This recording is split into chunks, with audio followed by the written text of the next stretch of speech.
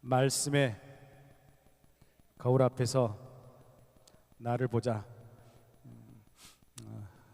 금요일 날은 저녁에 될 수 있으면 좀 필기 노트를 가지고 오셔서 이렇게 적으시면서 기록해 놨다가 다음에 또 한 주 동안 집에 가서 이렇게 들춰보는 여러분이 되셨으면 좋겠습니다.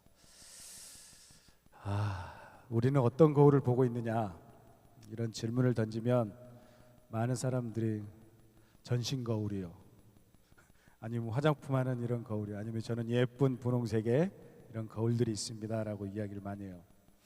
그런데 오늘 여러분 믿음의 청년들과 또 오늘 지친 몸을 이끌고 그래도 하나님 앞에서 거룩하게 좀 살아보려고 이 자리에 오신 우리 성도들, 어때, 한 주간 동안 평안하셨습니까? 시원찮네요. 저는 한 주간 동안 힘들었습니다. 감기 걸려가지고 아주 그냥 죽다 살았습니다. 그래도 오늘 밤 이 밤이 기다려지는 거예요. 이상하냐면 지난주 이 밤이 문제였던가요? 지난주 이 밤이 좀 맹맹했는데 기도를 너무 세게 해가지고 목이 갔어요. 그래가지고 후두염인데 누가 후두암이라 그래가지고 후두염에 걸려가지고 고생을 많이 했는데, 그래도 항상 이 설교할 때 되면 하나님이 힘을 주시더라고요. 그래서 오늘도 지친 몸이지만 그래도 오늘 힘을 내서 열심히 해보려고 합니다. 오늘 이 밤 기도 자리에 나오신 여러분들, 하나님의 은혜와 성령의 역사가 뜨겁게 임하기를 바랍니다. 오늘 집을 나서기 전에, 아침에 집을 나서기 전에 거울을 한번 들춰보신 분들이 있나요? 다 안 보셨군요. 얼굴에 자신이 있기 때문에. 청년들은 외모에 이렇게 신경 쓰느라 서너 번씩 봤을지도 모르겠고, 또 우리 장년 성도님들은 얼굴보다는 이제는 옷세 이거를 좀 고치면서 거울을 보려고 이렇게 합니다. 그리고 이게 특징을 좀 보면 나이가 좀 많이 한 60대, 50대 중반에서 60대 중반, 화려한 옷을 색깔을 좋아하시더라고요. 보세요. 저는 우중충하잖아요. 밝은색 계통에 있는 사람들은 아직까지 좀 더 꾸미고 싶은 마음이 있는 거예요. 배집사님 좀 더 꾸미셨으면 좋겠습니다. 우리가 거울을 보는 이유가 명확하더라 이거예요. 거울을 보는 이유가 명확하더라. 내 얼굴에 무엇이 묻었는지 안 묻었는지를 확인하려고 하는 것도 있고, 머리가 엉클어지지 않았는지 엉클어졌는지 이걸 확인하려고 고치기 위해서, 우리가 새롭게 고치기 위해서 항상 그 거울을 보더라 이거예요. 만약 거울을 보고 얼굴에 시커먼 그 껌댕이가 묻은 것을 발견했을 때 묻었네? 그냥 이렇게 쓱 돌아서서 집을 나는 사람이 있습니까? 절대 없죠. 지우던지, 아니면 우리를 어떻게 하죠? 제일 빠르게 하죠. 이렇게 딱 해가지고 이렇게 합니다. 그 사람은 참 사람일 거예요. 잘 보기 위해서. 그런데 오늘 본문에 보니까 야고보, 이 사도라는 야고보가 영적인 세계에서도 이와 똑같이 이상한 일들이 일어나고 있다라고 경고의 메시지를 우리에게 오늘 던지고 있어요.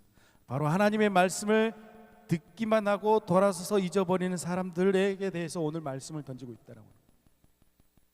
그래서 오늘 말씀의 제목이 뭐예요? 말씀의 거울 앞에서 나를 봐야 된다. 봐야 된다라고. 이 밤에 우리가 세상의 기준이나 사람들의 평가라는 거울이 아니라 영원히 변치 않는 하나님의 말씀이라는 거울 앞에서 우리 자신을 비추어 봐야 된다라고 하는 그 강력한 메시지가 오늘 우리에게 던져지고 있더라 이거예요. 던져지고 있더라. 젊은 청년들, 오빠에게 사랑받기 위해서 거울을 들춰보는 것이 아니라 내가 하나님 앞에서 좀 더 반듯하게, 그래 너네는 뭐 오빠들 없으니까 걱정 안 해도 되겠다, 하나님 앞에서 반듯한 삶을 살기 위해서 우리가 거울을 봐야 된다라고 이야기하는 것이, 성령님께서 이 시간 우리의 영적 실상을 보게 하시기 위해서 오늘 말씀을 들춰서 우리를 보게 하실 것입니다. 그 말씀에 오늘 여러분 찔림이 있어야 되고요, 새로 고침이 있어야 되고, 새로운 도전을 발견해야 되고, 더 나아가야 되려고 하는 의지를 가져야 되는 밤이 오늘 이 밤인 줄로 믿습니다. 오늘 본문 22절 말씀에 보니까 이렇게 기록이 되어 있어요. 너희는 말씀을 행하는 자가 되고 듣기만 하여 자신을 속이는 자가 되지 말라라고 이렇게 이야기해요. 야고보 사도는 아주 강력한 말씀으로 오늘 이야기해요. 말씀을 듣기만 하고 행하지 않는 것은 결국 자신을 속이는 행위다라고 이야기해요. 말씀은 날마다 듣는데 바뀌지 않고 그대로 있다면 결국은 너 자신을 속이는 것이다라고 이야기하는 것이죠. 우리 그리스도인들이 가장 빠지기 쉬운 영적인 함정이 바로 여기에 있다라고 하는 거예요. 특히 매주 예배를 드리고 성경 공부를 하고 오늘처럼 금요일에 나와서 뜨겁게 찬양하는 우리에게 이런 위험이 크다 적다? 크다라고 하는 거예요. 크다라고 하는 것이. 우리를 설교를 들으면 뭐라고 이야기해요? 오늘 설교 말씀 참 은혜로웠어. 맞아, 저렇게 살아야지. 이렇게 생각하고 우리는 결단하고 기도하고 저 문을 나섭니다. 그리고 그것을 뭐라고 그래요? 오늘 말씀이 내 신앙이야. 이렇게 착각을 하며 살아갑니다. 착각을 합니다. 좋은 설교를 듣고 고개를 끄덕이는 것을 내가 그렇게 살고 있는 것으로 오해하고 있더라 이거예요. 이 말씀을 들을 때마다 그래 맞아 그렇지 내가 그렇게 살고 있지 이렇게 착각하고 있더라고요. 그것이 바로 자기를 속이는 것이다 라고. 속이는 것. 청년 여러분, 매주 카톡에서 두 사람이 싸우는 것처럼 보이죠.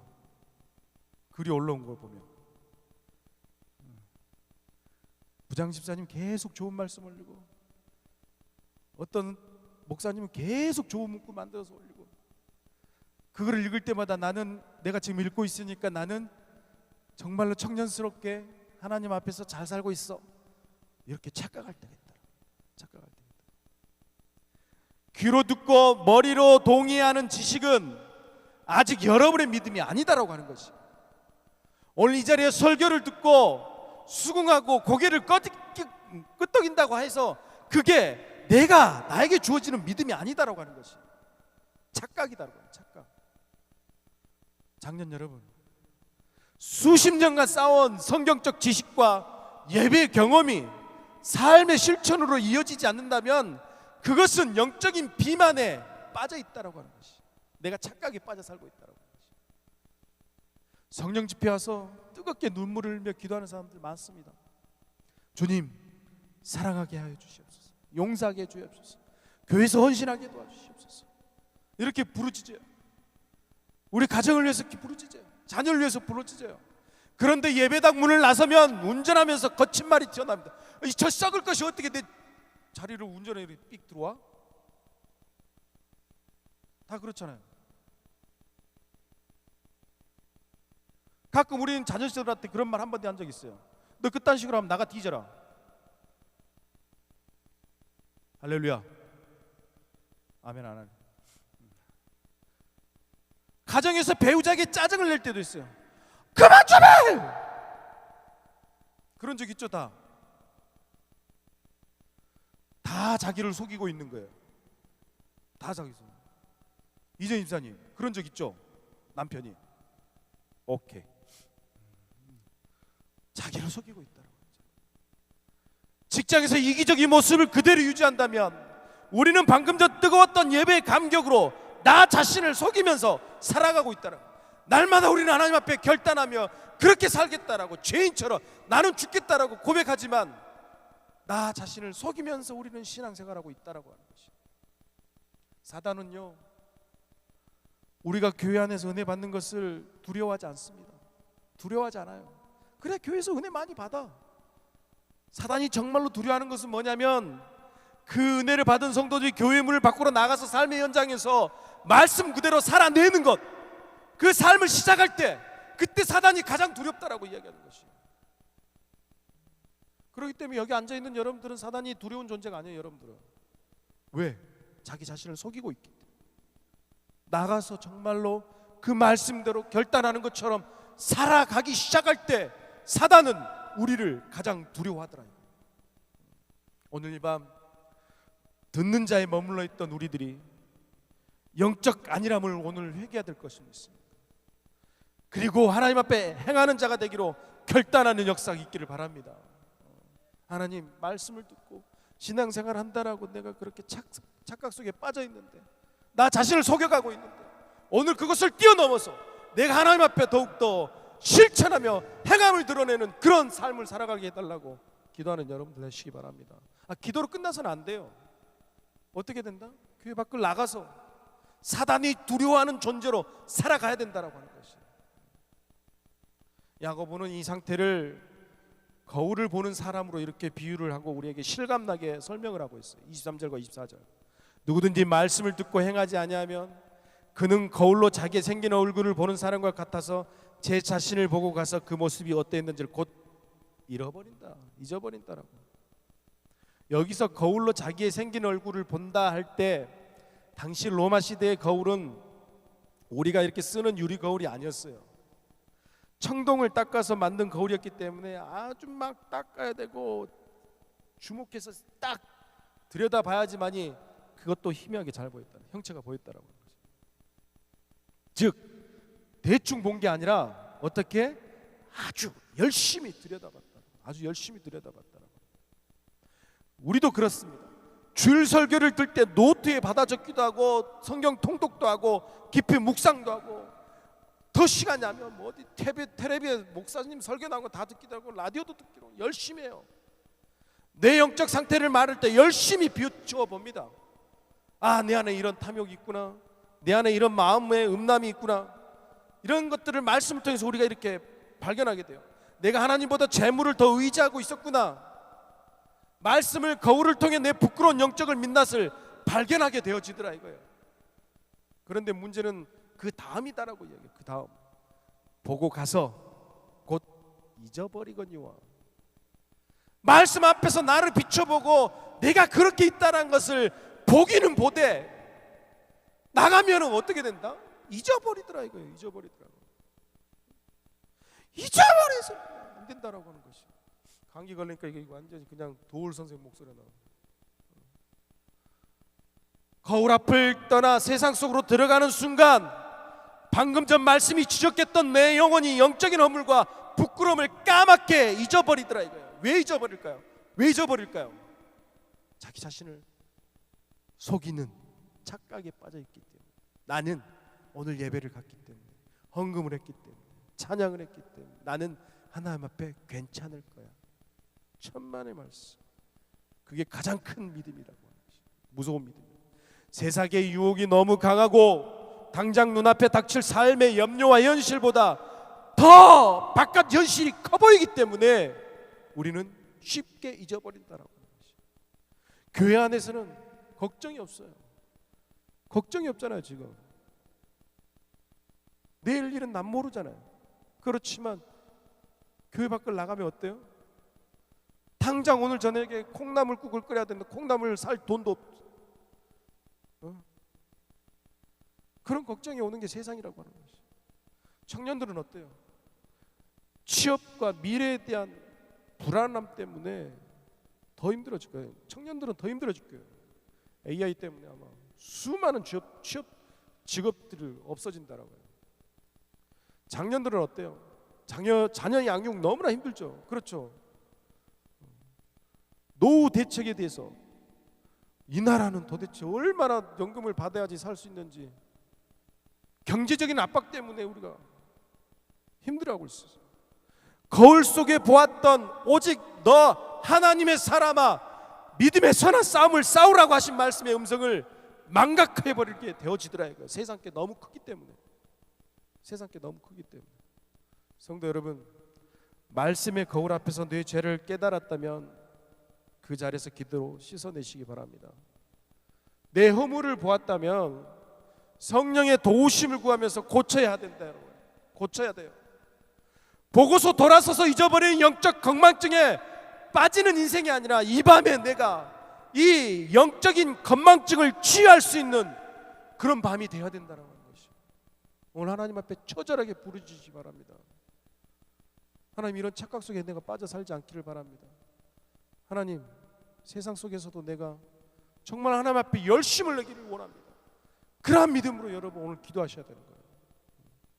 그렇다면 우리는 어떻게 해야 됩니까? 25절에 이렇게 선포하고 있습니다. 25절 우리 한번 띄워줄 수 있나요? 없죠. 야고보서 25절 제가 같이 읽겠습니다. 시작. 자유롭게 하는 자는 온전한 법을 들여다보고 있는 자는 듣고 잊어버리는 자가 아니요 실천하는 자니 이 사람은 그 행한 일에 복을 받으리라. 아멘. 야고보 사도는요, 오늘 하나님 말씀은 그냥 거울이 아니라고 이야기를 해요. 하나님의 말씀은 자유롭게 하는 온전한 법이다라고 오늘 우리에게 이야기해요. 온전한 법이다.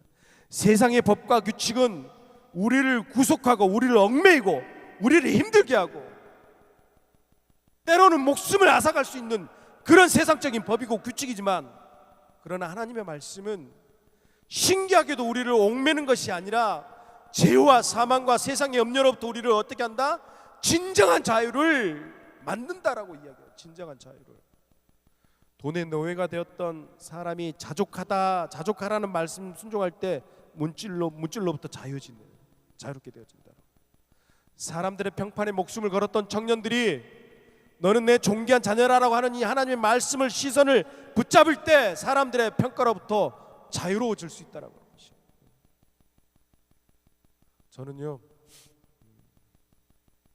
오늘 이 시간 고백하지만 제가요, 연세대에서도 대학원 석사를 하고 또 어디 대학교에서 박사를 했지만 항상 남들한테 창피하다고 생각했어요.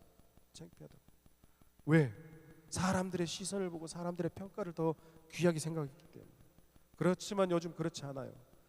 다 박사도 쓸데없는 것이고 아무도 쓸데없고, 이 세상의 최고는 내가 봤을 때 AI야. 진짜.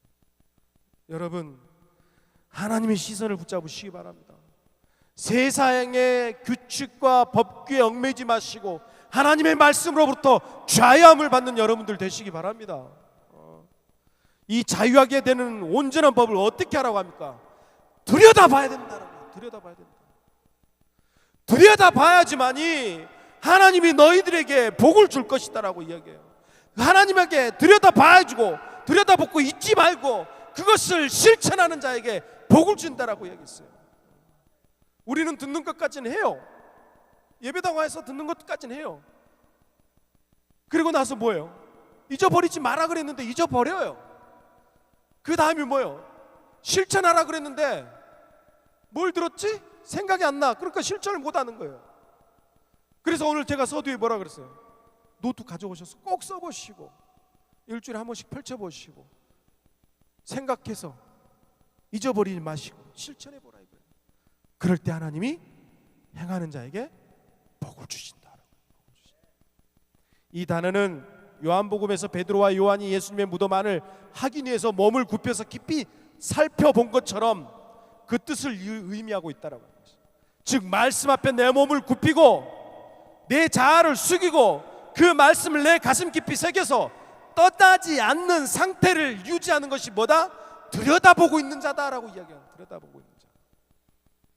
그렇게 말씀을 깊이 들여다보고 삶으로 실천하는 사람에게 하나님이 약속하신 결론, 이 사람은 그 행하는 일에 복을 받으리라. 할렐루야. 여러분들이 복을 받았으면 좋겠습니다. 제발 여러분들이 복을 받아서 교회가 좀 행복했으면 좋겠어요. 얼굴 보면 맨날 우울해. 내일부터 행복하기. 아멘하다. 참. 할렐루야. 여러분 복 받기를 원하십니까? 성경이 말하는 진짜 복은 말씀을 많이 아는 복이 아니라 말씀대로 행하는 자가 복이 있다라고 이야기해요. 말씀대로 행하는 자. 미워 죽겠는 사람을 향해서 이 왼수 같은 사람아 하지 마시고, 너는 왼수 같은 사람이지만 내가 너를 사랑하노라. 오늘 집에 가서도 그래요. 당신 지긋지긋하지만 내가 오늘 너를 사랑하겠다. 이정희 집사님,